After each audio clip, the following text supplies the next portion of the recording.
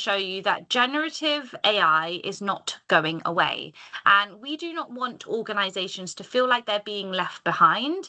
And it's moving really quickly as well. So although I'm going to be showing you a lot of demos as to how it actually works within different applications, that's not just it. I don't want you to just get stuck on the demos that I'll be showing you today, because there is a lot more beyond the demonstrations. And this is just to open up your eyes in terms of the potential of what Copilot can do within your organization. I've already told you Copilot and AI is moving really quickly. On the first year Copilot was released, there were 300 updates. Now, Copilot has been established for over 2 years now. When I say 300 updates, these are new features and capabilities that Copilot can do within Excel, within PowerPoint, Teams, etc. Okay, I'm not demonstrating 300 demos today, don't worry, but also just to show you that there is a lot more as well, and it's constantly moving, and we want you to evolve with it, okay, rather than you having to catch up. Also, 85% of people are already using AI at work, and 80% of them bring their own AI tool to work. So most likely employees within your organization are using AI. It could be something that they use outside of work as well. So it could be something like ChatGPT, maybe the free version. It could be another consumer solution. Now, that might also be posing risk to the business. I am going to highlight the differences between something like the free version of ChatGPT and Copilot as I go along, so don't worry. But also that number, 35%, 85%, sorry, that is a good thing as well, because if you are looking to adopt Copilot within your organizations and you want staff members to move away from those other AI tools they're using and start using Copilot, it's not going to be so much of a behavior change for them, because they already know how to use AI, because they're already using it. They already know how to instruct an AI tool. It's just using something more secure for work. But as I said, I'll dive into that in a little bit more detail as I go along. For those of you that might be new to AI and you're thinking, where do I start? How do I think of a business use case to adopt Copilot? I want you to bring it back and think about, where do you see improvements in the business or your job role? So would it be to improve the quality of people's role, of their certain departments, maybe get rid of certain human error in finance, etc. Or when we move on to speed, does a lot of staff members spend a lot of their time on repetitive tasks? And are those repetitive tasks classed towards their skill set, or is it eating away from it so they have less time to focus on their actual priority work? Because that's when we're going to start thinking of automating tasks. And then effort. So maybe you just want to retain staff members. Maybe you just want to give them a better work experience and have that better work-life balance, because this is all going to make sense. If you think about, where do you see improvements in the business, it will make sense as to how is Copilot going to support you in the areas that you want to improve, as opposed to joining this webinar and just wanting to understand what Copilot is. Okay, so a little bit of food for thought and something that I want you to take away with you, because I am going straight into Copilot now. So Microsoft 365 Copilot, this is your AI assistant that is integrated within your Microsoft applications. So when you open up your Teams, Outlook, Excel, PowerPoint, all of your Microsoft applications, you will have Copilot embedded within those applications. So you will have that seamless experience. You don't need to go over a browser to access it. If you need assistance with a heavy document or writing an email, it's right by your side, okay? So less of a disjoint experience. Let me break it down as to how it actually works. So although this slide looks a little bit intimidating, I just want to highlight, maybe somebody's already using another AI tool and you're curious as to what's the difference. So if you focus on the top left-hand side, we open up an application, as I mentioned, is embedded within applications. So let's say we open up our Microsoft Word. When you open up your Microsoft Word, you have a ribbon at the top of different types of features, adding bullet points, etc. You also have your Copilot button. Click onto it, ask it a question, and this is, or a command, this is classed as prompting. When you're asking Copilot to do something, you are prompting Copilot. So I could prompt Copilot saying, Copilot, can you draft me a business proposal? Now that prompt is then sent to your Microsoft graph on the bottom left-hand side. Your Microsoft Graph is basically your files and your documents that you have access to. So this is anything stored in SharePoint, OneDrive, your emails, your Teams messages, your Teams meetings that were transcribed.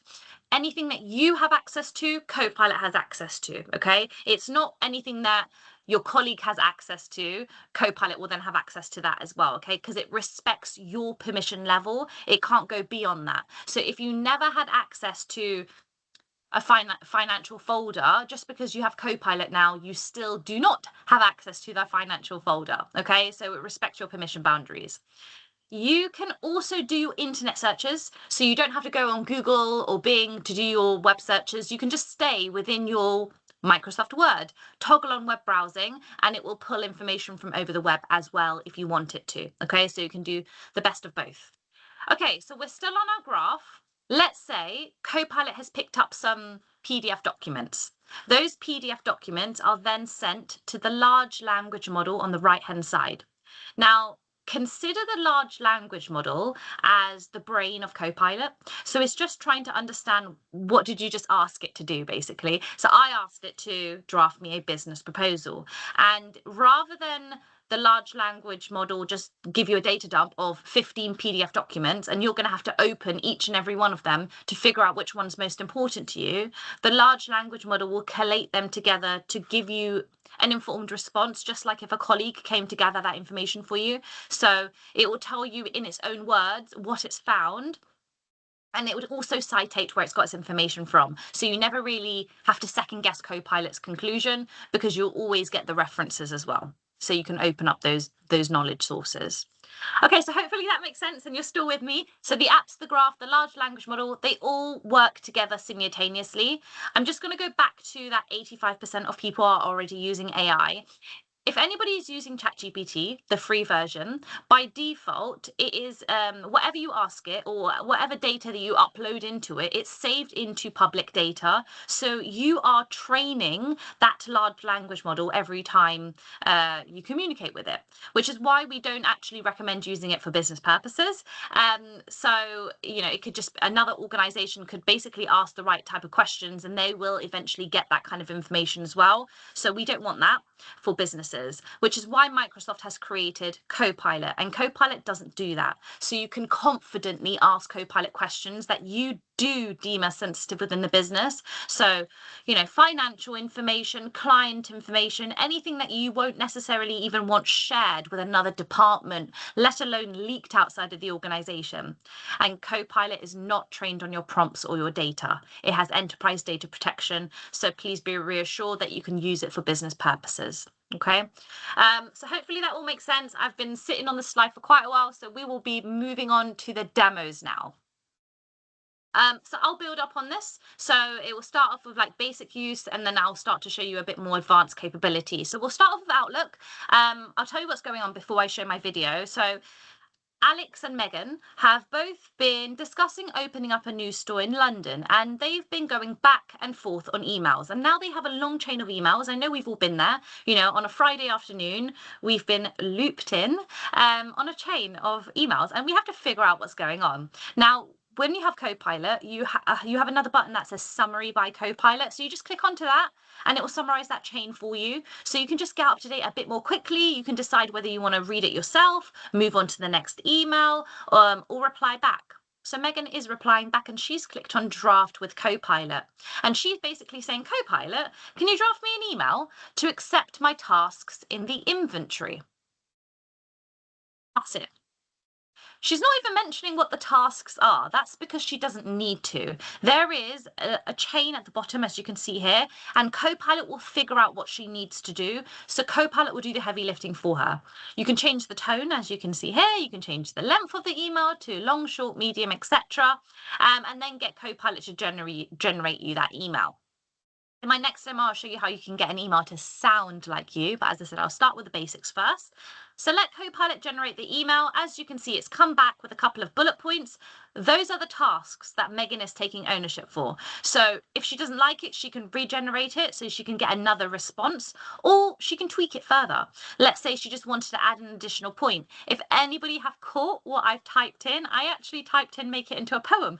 I'm not encouraging any of you or employees to actually send poems to each other or clients, etc. This is just to keep it lighthearted and show you how you can transform one email to another based on a simple prompt like so. Anyway, moving on swiftly, let me talk about how you can get an email to sound like you. So when you have Copilot assigned to you, it will eventually start to learn you as a user because it wants to be efficient for you. So it will start to learn, who do you collaborate with more, how quickly do you respond to certain recipients, what's your tone of voice, etc. But you can speed that process up. So within your settings icon of Outlook, you can tell Copilot how you sound on email. So I've toggled on custom instructions and I've just said, Copilot, I like to greet people saying hi on my emails. I don't necessarily like to add their surnames. I use British English language. Now, in this demo, I am pretending that I work in HR. So I'm basically saying, I'm constantly getting these types of questions that come in on email, and this is how I typically reply back. So when it comes to these frequently asked questions, so I'm basically pasting my templates onto custom instructions. So when I go back into my emails, and let's say I do need to reply back to somebody, and I'm going to draft with Copilot, I don't have to be too thorough with my prompt. This is, well, sorry, the demo is not on here, but basically when you ask Copilot to draft you another email, you don't have to be so thorough with your prompt. You could just type in policy, flexible working policy, for example, and that's just a couple of keywords, and Copilot will extract the template, the relevant template from your custom instructions into your email that you are drafting. Okay, so it saves you the time for you typing that in manually. Get rid of those mundane tasks and get Copilot to do that for you, so you can focus more on whatever your skill set is, whether it's building relationships with clients or analysis of data, etc. Okay, you can also write your own email. So let's say we are going to carry on writing our own emails. I'm going to say, hi, Emma, let's have another meeting on Friday to discuss plans for a webinar. Now, rather than drafting with Copilot, I'm going to click onto coaching. And coaching looks at how are you going to respond back to a recipient? So it looks at the tone, the clarity, and the sentiment of your email. If you're coming across a little bit harsh, Copilot will pick up on that. So under mine, it says, rather than saying, perhaps we can schedule another meeting, it says, change it to, I would love to. Replace, maybe we can do this Friday, to, I am available on Friday. Under reader sentiment, Copilot is encouraging me to ask more questions before I book in another meeting with Emma. So gauge a little bit more interest. And if I have any spelling mistakes, it will be under clarity. I don't have any spelling mistakes. However, Copilot has picked up that I need to be more specific with my emails. So basically mention when I'm free. I only mentioned I'm free on Friday. I didn't mention any specific times, and Copilot picked up on that. You can revise your email with Copilot like so, and you can either choose to replace your original email or just click on insert below and it will drop it below your original email, and that's when you can just pick and choose the parts that you want to take on board. So you have two choices with this. You can get Copilot to draft you an email and make it sound like you, or you can get Copilot to analyze your existing email to better your writing style. This is a real life scenario. That's how I used to type.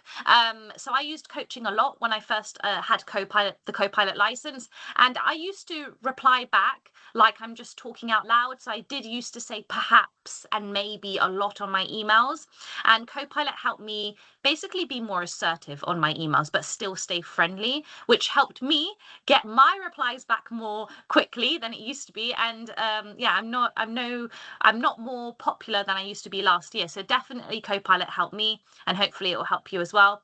But there's a preference: draft or coaching.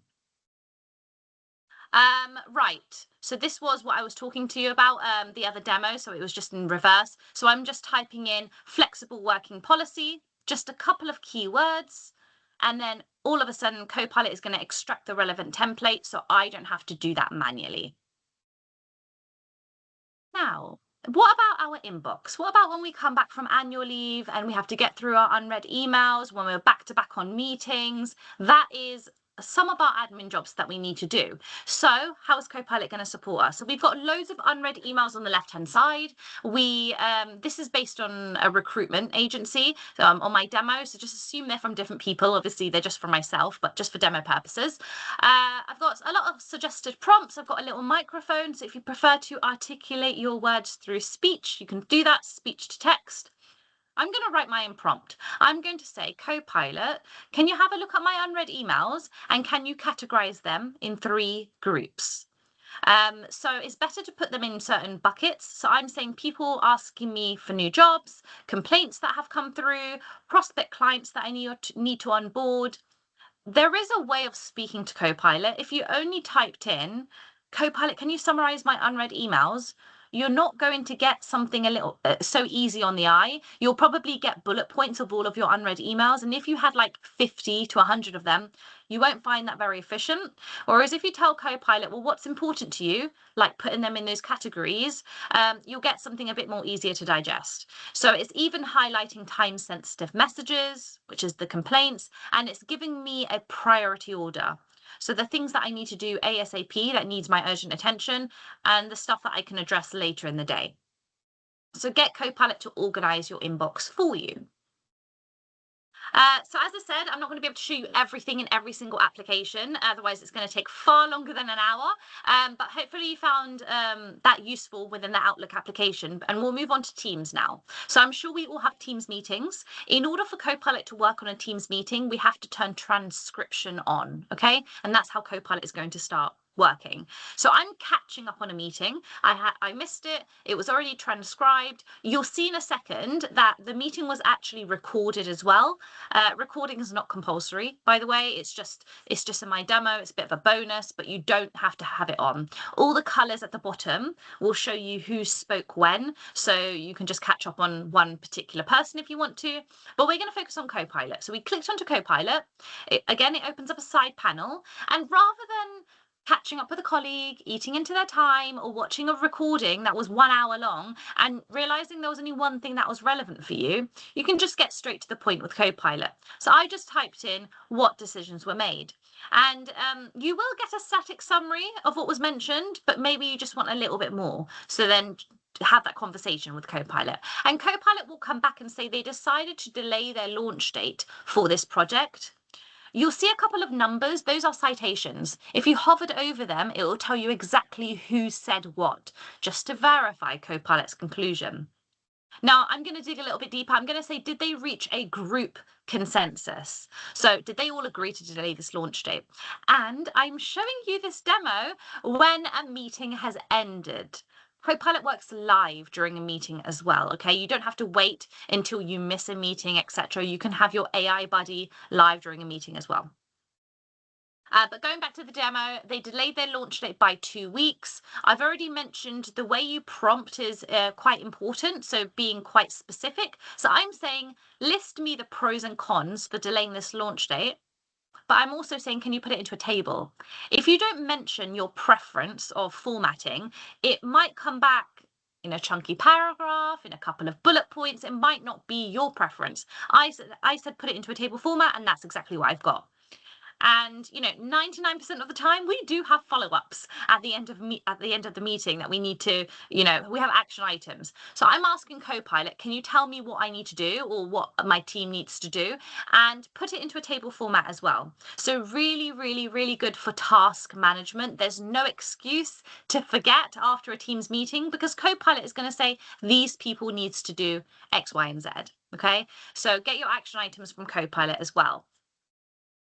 The next thing I want to show you is still within a Teams meeting, is something called Facilitator, because so far I've only showed you individual productivity. I've not showed you what if you're working together, how is Copilot going to help on a collaborative perspective. So we turn on Facilitator when we join the meeting. That will be another feature that's available. And everybody's in the meeting. And then when we click onto chat, it will say Facilitator is present. And then midway through the meeting, Facilitator will mention a couple of things that were that was mentioned during the meeting, and even any questions that still needs answering. And everybody can see this. That means people can start to address those queries before the meeting ends. And then under notes, you'll see Copilot type things in real time, basically. And it's not just you, everybody in the meeting will be able to see that. And what's good about that is anybody that has a Copilot license will be able to edit this with Copilot. So you can override certain points, you can delegate a task to multiple people rather than one person. And that makes sure that everybody's aligned when the meeting ends rather than waiting for that static summary at the end. Okay, so turn facilitator on if you're working together, project planning, etc. It also works with Teams chats, Teams channels, individual group chats as well. So bear that in mind. It doesn't just work on Teams meetings. Right, so let's move on to Excel. Just a little bit of a disclaimer. I'm not an Excel expert, so please don't look into the figures in too much detail. This is just for demo purposes. And let's get started. Okay, so we got bakery goods on the left-hand side. We've got revenue of November and December. We've got quantity sold, profit made. It's quite lengthy. I've put it into a table format. Copilot works best if you do have a table within your spreadsheet, because you don't want Copilot to start missing out numerical values. So if it's in a tidy table like so, that's best practice. So all you need to do is highlight the spreadsheet and hover over format as a table and click on whichever colors you prefer. Then you can go ahead and click onto Copilot on the top right hand side. Now, it will give you a couple of suggested prompts just to get you started. And I'm actually going to click onto one. I'm going to click onto create formulas, and Copilot is going to suggest a formula that I can include within my table that I haven't thought about. And it's going to come back and suggest revenue growth. So the differences between November and December. It even gives you the formula. So if you want to learn, you can. I don't particularly want to, because I said I'm not an Excel expert, but it's there if you want to. Now, there's another pre-window at the bottom. So it's going to show you how the formula will turn out if you implemented it. And you can just click on insert column and it would do it for you. Okay, so you don't really have to learn formulas. You can get Copilot to generate them and actually implement them for you as well. Now that's giving me a bit of inspiration. So I've told Copilot, can you give me another column and can you put it into pound format this time? So sticking on revenue growth, I'm typing in natural human language. I'm a very slow typer, so you can probably see what I'm typing in. And Copilot still understands. It's going to come back again with the formula and the pre-window. Click on insert column. And that's exactly what I want. I can see exactly how much it's increased and decreased by.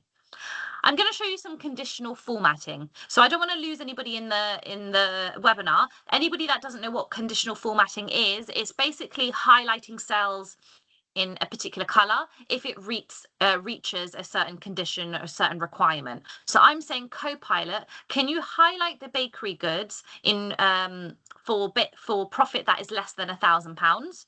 I have typed in apply a conditional format. You don't have to say that. You could just say highlight the cells and it will still understand. I actually was specific. I said highlight it in red. Click on apply.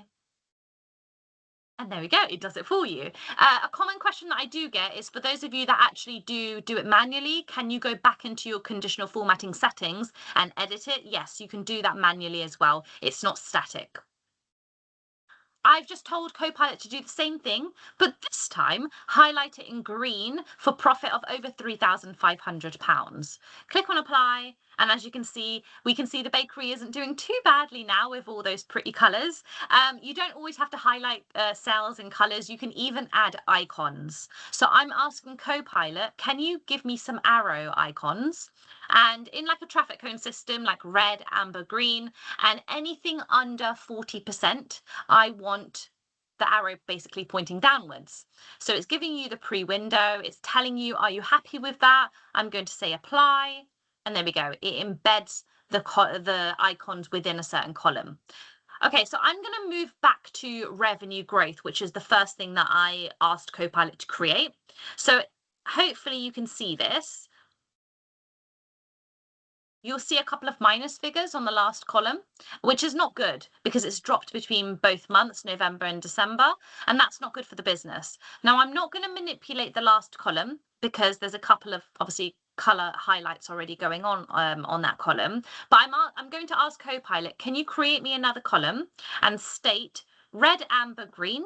So red would be anything in the minus figures, green would be anything over £1,000, etc. Obviously, I don't expect you to expand your table as large as mine. With Copilot, I'm just trying to show you as much as I can in one demo. Click on Insert Column, and that's exactly what I wanted. Now, all this time I've told you, you need to be specific with Copilot. You need, so it doesn't deviate, so it doesn't give you a general response. But what I'm going to type in now is a bit contradictory. So I'm typing in, fill the cells of colors. And that was quite vague, but Copilot is going to come back and say, well, do you want red, amber, green? Which is actually what I wanted. But then is it going to apply it in the right cells? If I click on apply, it does apply it in the right cells, but that is because Copilot understands your full conversation. So if you've just opened up the Copilot chat window and you're talking about the same topic, then you don't have to be specific, okay? So every time you change the topic, you can just refresh your chat window and then start a new topic, so you don't have to prompt so thoroughly. Okay, so that's what I wanted. The next thing I'm going to show you is visual representations, some graphs. I'm just typing in, show me some data insights. You don't have to type this in. You could just say, if you want a particular graph, just mention what graph you want and what to look at. So it's going to come back and it's going to mention there's a lot of bakery goods that are sitting in the amber for revenue growth. So basically are not moving between both months. You can keep that. You can click on to add to a new sheet, which is fine, but I'm obviously going to show you some more. So if I scroll down, it will give you a blurb of what's going on. But if I click on add all insights to grid, it will create you another sheet with all of the visual representations. Maybe there's only one trend that you thought of, and Copilot is coming back with 6 of them. And it even complements it with some pivot tables at the bottom, so you don't have to create it from scratch, okay? And they can be edited manually if you want them to. So you can change the axes, you can change the color, etc. And I would say that demo is more for basic to moderate use. Now, anybody that's on this webinar that might be a little bit more advanced, I'm just going to give you an idea of what advanced could look like for you. So I'm going to type in, create me a dashboard using Python. Now, Python is coding. It's actually advanced coding. I'm not a coder. Copilot will run that code for me. It's going to say, do you want to start advanced analysis? I'm going to click onto that. It creates me another sheet. Now you can see at the top, it's running that Python coding, which I don't understand, but Copilot is running it. And then on the left-hand side, it's going to actually create me basically like a mini business intelligence dashboard that's within Excel. And I'll show you why it looks different and why it is different to the other visual representations that I've just showed you. So I'm going to expand on it so you can see it more clearly. And now you can see revenue growth, profit percentage, a correlation between expenses and profit, and these are static, okay? You can't actually change them. However, let's say if we go back into our master spreadsheet and people are constantly modifying the numbers. So let's say we update quantity sold for the face bakery good from 2,000 units to 50,000 units. This is a very good bakery, by the way. If we go back into our dashboard, you will see in real time it will update itself. So why would you want a dashboard and why won't you just want normal graphs? The reason why you'd want a dashboard is maybe you don't want to share the raw data with maybe the SLT team, for example. Maybe they just want to see how well the business is doing through visual representations, and you could just share the dashboard and it will constantly update, but they won't be able to edit anything because it's static. Okay, so create a dashboard in seconds using Copilot. Okay, so anybody using PowerPoint, you don't have to spend like hours or days creating slides anymore. Even if people shy away from using PowerPoint because they feel like they're not creative enough, you might want to start using it with Copilot. So we have a little Copilot button embedded within PowerPoint as well. We click onto it. I'm going to click on to create a presentation. And basically, I'm prompting again, but I'm basically asking Copilot, can you transform a Word document that I'm going to attach into a presentation for me without me having to structure it myself. So I'm going to say, Copilot, I want to recruit more. I want to recruit more clients for my business. So I want to promote my business. So I need a presentation around this. And I'm going to attach my Word document. So I'm just doing the / button, or you can just click onto that little paperclip, find the document that you want. It could be Word, it could be PDF, it could be an Excel spreadsheet. It could be up to 5 documents in one prompt, and Copilot will collate it together and generate you a bit of a framework. And this is where you have a co-editing say. So you can change the flow, you can delete areas that you feel like, isn't relevant for a presentation. Just make sure you're fully happy with it before you click on generate slides. Then let Copilot do its thing, and it will create you a slide deck. Now, a common question that I do get is, can you use your own company branded templates? Yes, you can. It's going to be my next demo. So don't worry. You don't have to do all this effort and then having to then transfer it into your company brand templates. It's going to create you images that are AI generated or stock images, so you don't have any like copyright issues whatsoever. And literally, whilst I was speaking, it's created me a slide deck. I wasn't very specific in my prompt. I didn't say how many I wanted, so it's created me 21. But let's say I was happy with that. I'm going to click keep it. I'm going to put it onto the slide view so you can see it more clearly. And you'll see some of the words are animated, and we've got an agenda slide, we've got images. Some of the images are placed in different ways. We even got dividers, so it comes across a bit more professional when you're changing the topic. And it even gives you speaker notes, so if you're delivering on Teams, for example, you know exactly what to say against every slide and where it's got its information from. So create slide decks literally within seconds.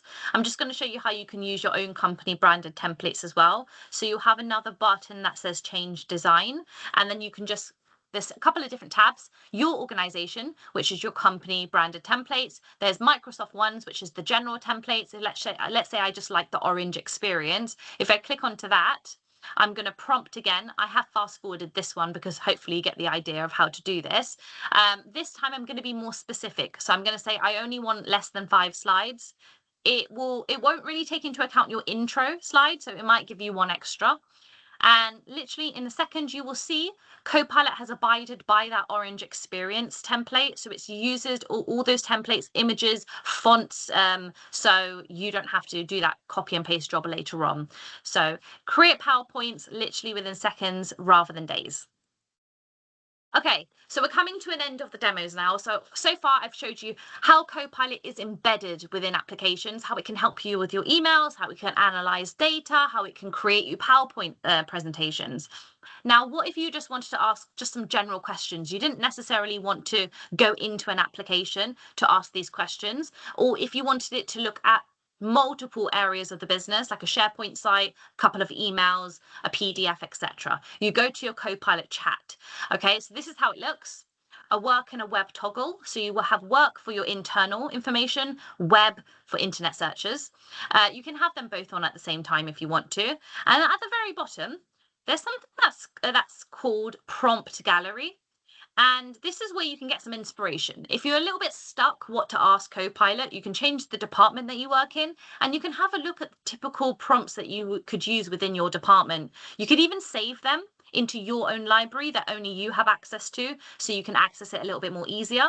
And then when you click onto it, as you can see, it just pre-populates. So you don't have to remember very lengthy prompts. Now I've deleted that and I've told Copilot, can you just tell me the things that I really need to do that I haven't done within the last 2 weeks that needs my urgent attention? So look at my emails, my Teams meetings, etc. Put it into a table format, and as you can see, that's what is done. Now, I would say that prompt is something that I would repeat over and over again. You can click onto a little clock, hover over it, click onto a clock, and you could basically say, Copilot, I don't want to keep running this myself every 2 weeks. I want you to do it now. I want you to run it automatically so I don't have to. So you can get Copilot to automate your prompts. So you can open up your laptop on a Monday at 9 o'clock in the morning, and Copilot has already ran the prompt for you. So you can run prompts daily, weekly, monthly. Again, to get rid of those repetitive tasks through Copilot as well. So one could be looking at your emails, another one could be looking at a series of meetings that you have on a weekly basis and creating a report out of it, etc. and you can run 10 in one go if I haven't mentioned that already. So schedule prompts with Copilot. And just because Copilot is here doesn't mean you need to put the pen down. You can continue writing by hand. So take a picture of your notes and upload it to Copilot chat. This is my scruffy handwriting. I have typed in, rewrite this please, and Copilot has transformed my handwriting into something that you all can understand. And then I can save it, sending it on email, etc. Saves me the time manually typing it in. So if you have like an in-person board meeting, for example, you don't have your laptop or you just prefer writing by hand, just upload it to Copilot chat and Copilot will do that work for you. Okay. So hopefully you have found that helpful in terms of painting a better picture as to the art of the possible, how Copilot is actually going to help you with your your day-to-day, and help you with productivity gains. The next stage would be customization. So let's say you have adopted Copilot and you've got your productivity gains through Teams meetings, analyzing data, etc. The next step would be thinking about agents. Okay, so this is all part of the same license. Agents is basically creating your own Copilot. Okay, so making something a bit more job role specific to you. So for example, HR might be referring to policy documents that are pages and pages long. You can create your own Copilot, which is basically called an agent. Name it whatever you like. You can name it HR Advisor. Plug in your policy document and nothing else. Tell that agent how to behave in terms of how to respond back. So every time you speak to that agent, so you speak to HR Advisor and you ask a question about policy X, it's not going to deviate into your emails back in 2019 just because the subject title said policy X. It's only looking at the policy document that you've plugged in and nothing else. So it kind of gets rid of the noise. Although you have access to everything, like all of your internal data, the agent doesn't necessarily have to. It can just look at certain knowledge sources and nothing else. So it kind of blocks everything else out. So it becomes more job role specific. Now, there are lots of ready-made agents, so you don't always have to think about, well, what agent can I create? And these are some of them. As I said, there are many. The first two are more to do with linking your Copilot to your CRM. Okay, so it's to like your Salesforce or your Dynamics for Sales or customer service. So you can literally stay within your Outlook or stay within a Teams meeting and retrieve information within your Microsoft ecosystem. So within, let's say you have to update something because you've got an up-to-date email and you have to update customer details. You can stay within your Outlook and it will update it for you through Copilot for Sales or Copilot for Service. And then Copilot for Finance is really good for data reconciliation. So when it comes to having a look at if there's any discrepancies between invoices and payments, overpayments, underpayments, invoice references that don't actually match, then Copilot for Finance will basically do that literally within seconds and create you a report to show you anything that you need to be aware of. Okay, it also connects to like ERP systems as well, like Dynamics for Finance. Okay, hopefully you are all still with me and you're all really excited and maybe you want to get on board. What's best practice? How do I get started? So I just want to show you, I've mentioned prompting a lot of times. What's best practice when it comes to prompting? So GCSE, okay? So I'm not bringing you back to school, don't worry. This is how to prompt, especially if you're new to Copilot or AI. So goal, context, source, and expectation should be included within your prompt, okay? Let me break it down so you understand fully. So goal is tell Copilot what you want. So I want 3 to 5 bullet points. Context is, why do you want those bullet points? Well, I'm trying to prepare a meeting with client X to discuss their phase 3 brand campaign. Source is tell Copilot where to look. If you don't tell Copilot where to look, it might start to look at other documents that might say phase 3 and you didn't want it to look there, okay? So focus on emails and Teams chats since June. And then expectation is, that's fine. Copilot is going to give you 3 to 5 bullet points, but who are they for? Who is your target audience? Is it for a client? Is it for yourself? Is it for a group of internal staff? Because The language will be slightly different depending on who it's for. So mention that to Copilot. Please use simple language so I can get up to speed quickly. I guarantee if you use the GCSE framework, you are going to be more satisfied with Copilot's response rather than getting frustrated saying, actually, and going back and forth with it, saying, actually, I wanted it in 500 words, not 50 words. Actually, I wanted it in British English language, etc. Only look at this document. So follow the GCSE approach. You don't have to do it with every single prompt, by the way. It could just be when you're really wanting Copilot to create you something from scratch, creating you a PowerPoint deck, creating you a financial report, etc. And a really, really good time to join this webinar because there are a lot of promotions that are running up until the end of June. So please, please reach out to your account manager to find out, what you're eligible for and to take advantage of these promotions. Now, let's just rewind because I've mentioned anything that you have access to, Copilot has access to. So it's really important before you implement Copilot to make sure permission levels are controlled and managed. So for example, we don't want to give you a license and then a user just asks a general question, a business question, but then maybe Copilot brings back some information that they didn't necessarily know that they had access to. So making sure, SharePoint sites and everything are locked down to certain departments.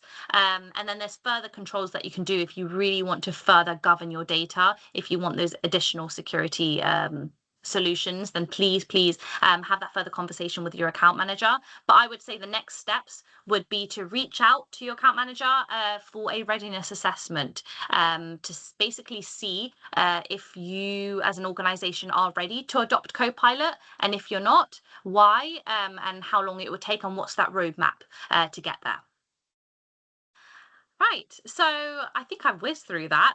Hopefully you have found that interesting. I'm hoping there has been some kind of question, any questions that's been dropped. If not, now is the time to drop them. Angela, we haven't actually got any questions yet. So everyone, feel free to put your questions in the chat or the Q&A. While that, hopefully a few people are going to ask questions, I do have a question that I could start off with, more geared towards anybody who joined late. And it's quite a common question myself and some of the account managers get asked, Angela, which is, could you just quickly recap over the free version of Copilot and the paid version in terms of the data and kind of only access to the web information? Maybe that's a good question to answer for everyone. Yeah, that's a really good question.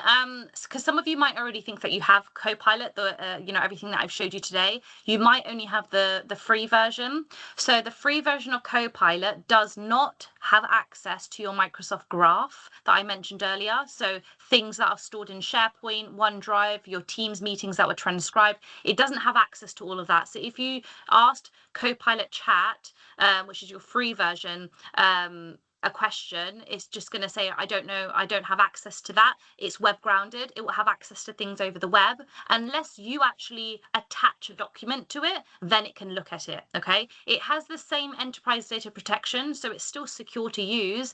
It just doesn't have the full capabilities of creating agents that I mentioned, like that policy handbook agent, and data reconciliation agents. It's a little bit more basic, where it can help you answer some general questions, but it won't have access to all of your internal data. Right. That makes sense. Hopefully that made sense to everybody. We have now got a couple of questions. We've had a question. Is it possible to just have the Outlook features enabled? I'm not quite sure. I know when Copilot is enabled, you can block agents, so users can't create agents until you're ready. So I'm not sure if you can choose specific applications. So that's something that we'll have to get back to you on. I'll make sure we get back to you on that one. The next question we've got is Copilot Pro the best version? So Copilot Pro, it might have been renamed. is actually a personal license, so a family license is not for business purposes. So the license, depending on what business license you have, you either would want Microsoft 365 Copilot or Copilot Business. They're both the same thing. It just depends what license you're on. Copilot Pro is for personal use, not for business. The next question we've got is, can you please show us how to make an agent? I don't know whether we've got time for that, but maybe we can touch on it at a very high level. Yeah, I mean, I can't show you today. However, there are different levels of creating agents. One way of creating an agent is just like having a conversation with Copilot. So you basically click on create an agent and you tell the agent what you want. So let's say, for example, I want you to only look at this HR policy handbook, and every time a user asks questions, only retrieve information from this handbook and provide it, give me an answer in less than 50 words. And then it will go ahead and start to build it. It will then ask you questions saying, what do you want to plug in, etc. And then that's the easiest way to create an agent. However, if you want something a little bit more advanced, where you might want to plug in like a SharePoint site, for example, or multiple different knowledge sources, then you have to go into another area called Copilot Studio. It might become a little bit more technical or developer level. So that's when you'll probably might want to pull in Digital Origin to support you in that build. And I think we've also got Copilot Studio, right, Angela, in terms of plugging into specific applications. I don't know whether it's worth just touching on that. Yes, so Copilot Studio can plug into third-party applications as well, not just Microsoft 365 applications. So it could be Salesforce, it could be another ERP system. You could even plug it into a website, for example, like not plug it in, like deploy it onto a website. So say, for example, you've got your own website for your own customers, rather than getting frequently asked questions come in on emails or phone calls, you can get the agent to support whilst they just browse on your website. Now, there is a separate license for that, for all of those extra capabilities to plug into third-party applications, or what I've mentioned today. If you just want to plug in like internal data, like internal documents, you're safe to just use just your Copilot license. If you want anything to plug into third-party systems, then that's when you will need the full Copilot Studio license. Right. Another question, is it better to be in the application and run Copilot? I found that asking Copilot to create a presentation, it returns a set of instructions on how to do it, although you did show direct from PowerPoint the slide deck. Yeah, so it's advanced a lot. So back, maybe I would probably say a year ago, Copilot might have told you, well, this is what you need to do in Excel. You need to populate this formula onto this column, whereas now Copilot is going to do it for you. So whether you open up Copilot and you ask it to create your presentation, yes, it can create a presentation within just the chat window.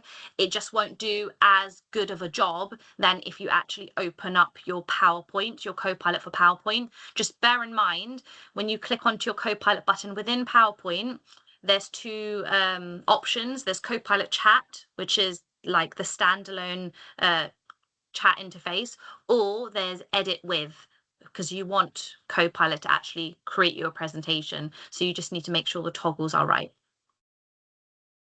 Right, hopefully that answers the question. And then another question, and I'm going to expand on this question a little bit because I actually know the kind of customer here. From a hotel perspective, can I use Copilot for guest data? So I would imagine that perhaps might involve Studio, but... Yeah, so it depends where it's stored as well. And if you already have access to it, so there's not a problem because it stays with that user. So it just depends where that guest data is stored. Hopefully that answers that question, but feel free to follow on. I think that is all the questions we've got right at the moment. If anybody's got any other additional questions. There is one thing that I probably should have mentioned for Teams meetings, whilst we wait for any other questions to come in, is what about in-person meetings? Because I've only mentioned, when everybody's just joining remotely on Teams meeting.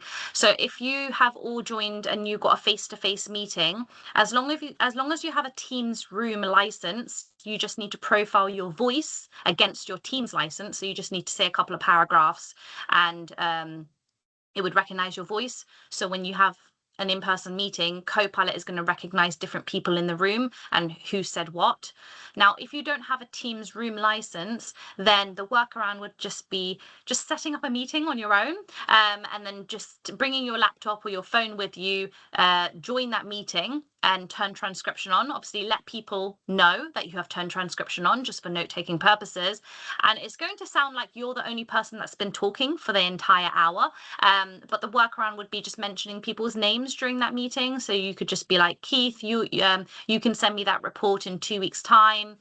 Samantha, if you could just create that presentation, and we can set up another meeting next week. So when it comes to Copilot giving you a summary at the end, it's not just going to say you have to do everything, it's going to mention other people's names. Okay, so that would be the workaround if you do not have a Teams room license. Great, thanks, Angela. Okay, we haven't got any more questions, so just to start wrapping up, we will follow up via email today or tomorrow with a copy of the link to the presentation and today's webinar. We also offer, because I think everybody is on a learning curve with this in terms of their different places on their journey, we do offer a service that can handhold people from a tiered basis, starting by dipping your toe into the water and getting to understand Copilot. Will sit with you, will give you a specialist AI person to kind of take you and the business on the journey.